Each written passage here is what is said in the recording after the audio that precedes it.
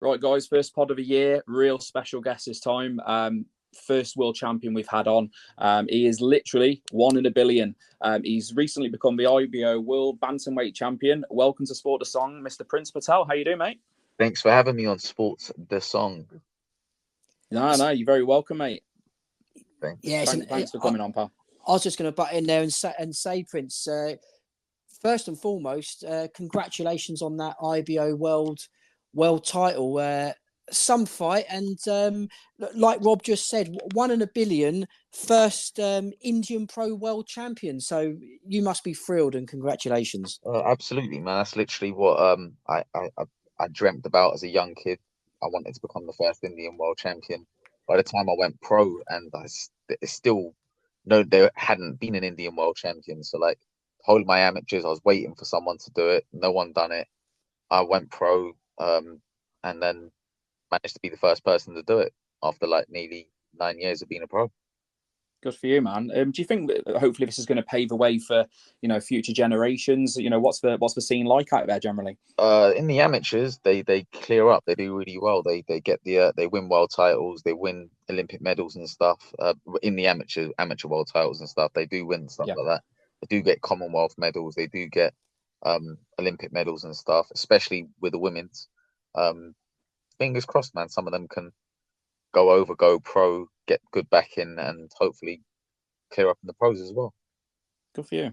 Yeah, what I want to say, whilst we're on the subject, Prince, I don't think you get the recognition that you deserve. What I mean by that is people don't realise the amateur career you had and the titles you won in the amateur career. Obviously, boxing out of Dale Youth and Repton, that those types of gyms. What was it like boxing in there and sort of being amongst other good amateurs at that level? I've always been a competitive person, so like I've always wanted to be the best in the gym when I'm in that gym. So I'll just try and train as hard as I can and try and be the best there, if that makes sense. Yeah, but people don't realise, we look at pros and all the glitz and the glamour, but you really sort of earn your boxing career in those days, don't you? Sort of getting out of the boxing gyms, isn't it? Like absolutely. Like anyone who's born around 1993, because that's the year I was born in, and they was in the amateur circuit, they 1,000,000% would know who I am. Like that, even if they don't box professionally now, or they're not involved in boxing now, if you was to go up to any of them and say, "Do you remember Prince Patel?" They'll go, "Absolutely." Yeah. Just a quick nod there to Dale Youth. Obviously terrible what happened with around the sort of Grenfell disaster. Have you had a chance to go down there since? Obviously moved sites, but has it still got the same sort of flavour down there? They're at a new gym. I haven't actually been to the new gym, but I have met Mick Delaney, who runs the gym. I've seen him around and stuff, and just around in the area in West London and that. Yeah, he's a good guy, Mick. I really do remember my time under him. He's a great man, a good mentor as well, and someone who's always shown love towards his fighters and cares about his fighters. And he's produced many champions: James DeGale, George Groves, myself. That's already 3 world champions that I can think of. Yeah. Do you remember being around those guys? Were they sort of your era as well, Prince?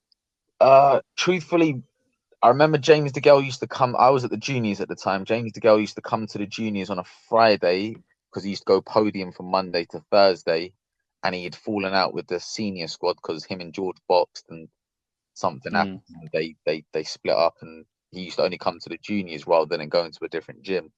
But he was mainly doing his training in GB podium at that point.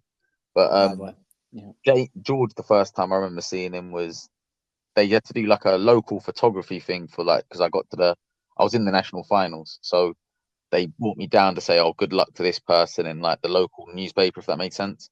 And then I saw George. That's the first time I saw him. But when I saw George and when I saw James, I knew I know this might sound a bit cringe and stuff, but like when I first spoke to them, I knew they were both going to be stars.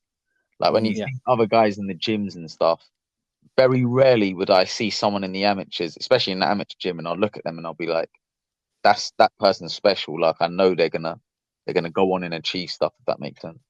Yeah. Oh, fantastic, mate. Fantastic.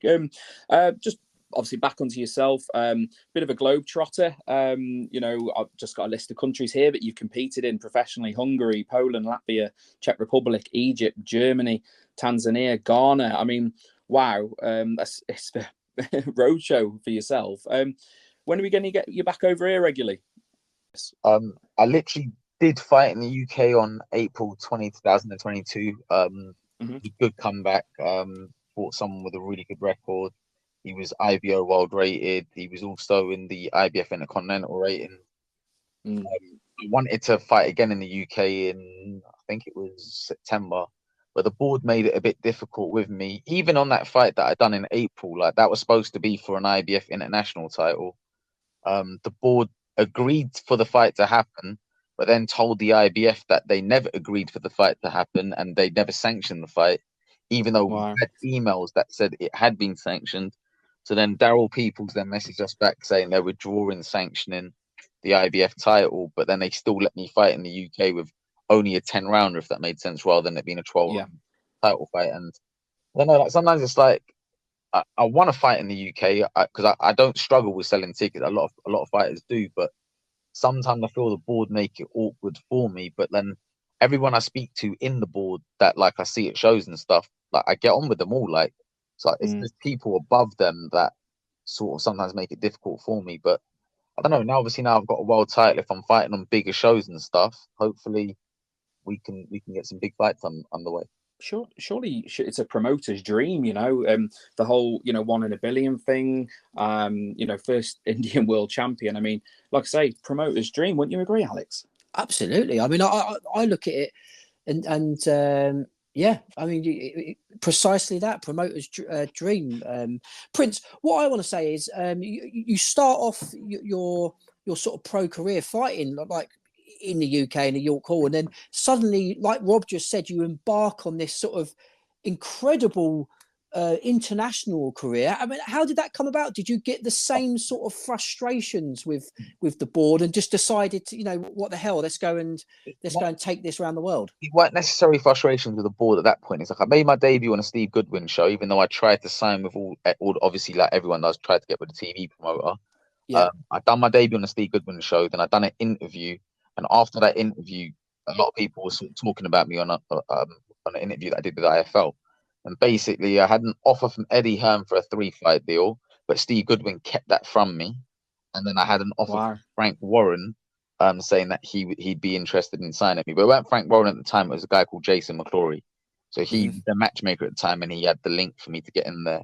And then when Steve was telling me to go with, he was like, stay on my shows, build your record up. He probably was right at that point, because that's probably what I should have done rather than jumping in on these things. But when I spoke to Frank and that, they were talking about building my record, getting me the right opponents, all that sort of stuff. But I was only fighting like once a year.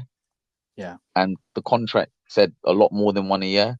So when I was just sitting there with effectively my cock in my hand at home, ringing up the office, like saying, oh, can I speak to Frank? And he happens to be abroad in some random country, but he was probably just in the office, but just said, I don't want to speak to him, like tell them I'm away and all that. But I don't know, it just felt like nothing was really coming of my career and that, and I was just sitting there doing nothing. And the thing is I do interviews and I talk big in the interview. So it's like if I'm sitting there and I'm only having one fight a year and it's only a 4-rounder or whatever, it's not like I'm having the big 12-round title fights and 12-round title fights where you can afford to fight once a year. I was just having like the standard 4-rounders where you're fighting guys you're supposed to really be beating. And after that, after like 23, 24, 25 months, I asked them for my contract back. They eventually gave it to me. And then I was going to sign with David Hay when he was doing Haymaker Ringstar and he was doing shows with Dave. That was in 2017. I was literally going to sign with him. And then I myself said something that pissed off David, and then David took offense to it. And obviously that bridge was burned. But since then, me and David have squashed whatever I said to him, and he seems all right with You're cool. Yeah. Oh, good. Prince, I don't know if you remember, we spoke on a Twitter space actually about, I don't know, 6 months or so ago, and I put the question to you at the time of, you know, it would be great to get you on your promotional deal in the UK. Had there been any sort of initial conversations recently? At the time, it had gone a bit quiet, but you know, over the last 6 months, has there been any correspondence with any of these guys about getting you on these shows over here again? Absolutely nothing. The closest I've gotten to signing with a TV promoter was, I don't know if you may have seen him in the press recently. He's is it called Mazar Majid? I think he does work with Josh Buatsi. He was advising David Hay, and he also was, I think, doing work with Amir Khan and Chris Eubank as well. But I was going to sign with him. Was going to sign with him as a manager, and he was going to try and get me on Boxer, but Boxer basically prolonged it, and nothing happened. Like nothing. Well, we'll tag Boxer in this, because it was funny, wasn't it, Alex? We noticed this morning that Boxer liked the post we put out about you this morning. I don't know if you noticed that. Okay, well, I didn't notice that, but I don't know. Like maybe they'll be interested in putting something on, but it'll be nice to obviously fight in the UK and stuff, but and push forward and stuff, and hopefully get. Can I put a name to you, Prince? It's going to be someone British, I'm guessing. Go on. Just the name, but all I ever see on your Twitter and back and forth, Isaac Bloody Low. Where did all that start, and where are we at with that? It all stemmed from, I was on BritAsia TV once, and I took a picture there, and obviously when I'm sitting on like the city and that, there was quite a few belts, and he put something about, and I remember it specifically. He said, "Your bum give in." Now, obviously it's Isaac sort of translations, and no one really knows what he means, but I don't know. Like I just thought to myself, well, you know what? And this is the truth behind it. I don't think Isaac's that good. So it's like you can have a backwards and forward. I know it's hard to have a backwards and forward. Sorry, it happened again. I know Isaac's hard to have a backwards and forward with because his English is really bad, but you can still have a backwards and forward with him because he bites the stuff you say. Yeah. So I just thought to myself, well, he is bigger than me, but it's a winnable sort of thing. So he's tried to insult me first, so he must see it as a potential fight himself. So I just thought I'd play with it and just throw it around there, and he's easy to look good by winding up, like, if that makes sense. Yeah. Has it ever been close? Like, I know there's been messages and texts and calls and stuff, but you know, has it been close? Well, Wasserman invited me and him to a Misfits event once. That was to basically try and ignite some sort of flame between me and him to see if people would be interested in stuff. People were kind of interested in it, but no, one offer was made to Dean, but the offer was like really, really bad. So I just thought, I'm not jumping up 2 weights to fight someone for next to nothing when I've literally landed myself a world title fight. Yeah. I'll take the world title fight, hopefully raise my stocks, because that's what world titles are supposed to do. They're supposed to raise your stocks, and hopefully the fight can come about. But as you can see, he's fighting some guy called Hasbullah in Saudi Arabia. I don't know, man. Like they tried to make out that they wanted to fight me, but then literally a day later, he signed to fight Hasbullah. I don't know, man. Like, I just think like I think Isaac wants to fight, but I don't think his team want him to fight me, because I know people may like say, "Oh, Prince isn't that good" and all that sort of stuff, but deep down, Isaac's a year below me, so he remembers me from the amateurs and stuff. Anyone who knows about me, minus the kidology and all the bravado and that, people know, like, in the trade, they know I can fight. So if Isaac does fight me, let's say, I know I'm 2 weights below him. If he loses to me and he loses to a bantamweight, where does he go from there? He's never going to be able to say, "Oh, I can."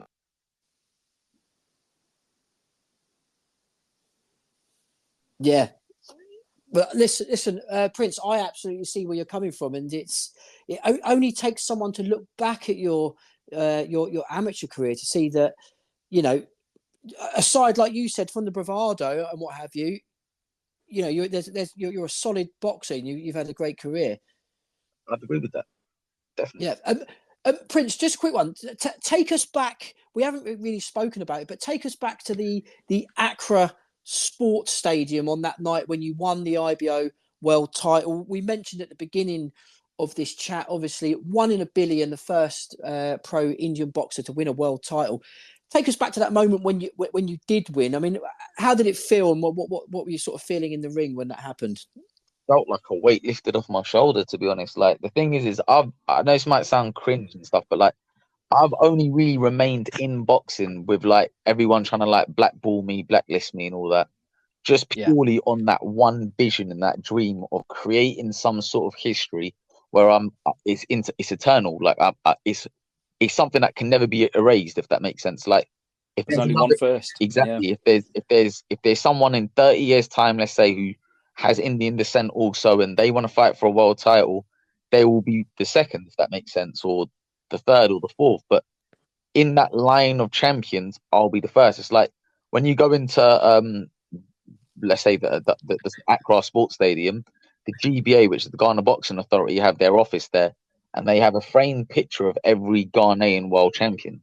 So you have the first one, which is DK Poison, and then it goes so on till you get to Isaac Dogbe, who was the last one. And that's there, to me, that's amazing. Like, for me to be the first.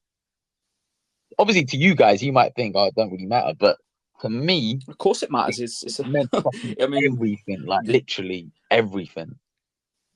Yeah, absolutely. Like, I've thought about retiring for so long, like in my mind, like, oh, you're not getting anywhere. But the only thing that made me, sorry, I can again there. The only thing that made me continue was literally just cementing my name in eternal history. If I wasn't Indian, I probably would have retired like 3-4 years ago. After I lost in Saudi, and then a couple fights later, I probably would have. The end of 2019, I probably would have retired. Yeah. So just before COVID, maybe, or something like that. But only based on, I believe it was written out there for me to do it, on me being Indian. If I was at, I don't know, another country or whatever that didn't have 1 billion people, I wouldn't have done it. It's just, I quite like the saying of 1 in a billion. Yeah. Look, well, just to sort of back up, I mean, obviously we've congratulated you there, Prince, but we put a tweet out this morning, and we got a nice comment from a lad called Rick. I don't know if you saw that today, and he said, I don't have a question for Prince, but I just want to congratulate him on becoming the first fighter of Indian descent to win a version of a world title. Hopefully some big fights on the cards now, the great one. Like, that's really nice, isn't it? I know you can have the banter back and forth, but to see people recognise that, you said there, to some people it might not matter, but it clearly does, mate. And it must be nice to read things like that and hear things like that. Absolutely, man, absolutely. But Rick's always been very loyal though. Like, he's always got my back on Twitter and stuff. He's come to a couple of the fights as well. He's a good guy. He's a good guy, Rick. Cool. Yeah. Listen, Prince Patel, just to cap off from having you on the podcast, I know Rob put it out there for people to ask you a few questions. Some of them are a bit stupid, but Rob, what were some of the questions we had for Prince from boxing Twitter? Yeah, I mean, the main one, the one I wanted to discuss really was, for some reason, you have this mythical reputation of fighting fighters with losing records. Now, I've been down your record. That's bollocks. Like, where do you think that stems from? It's true. I looked at it 2 ways. Like, one, people are probably thinking if a guy like him isn't signed, it's because he's rubbish. So they're probably thinking, I'm going abroad and I'm fighting nobodies.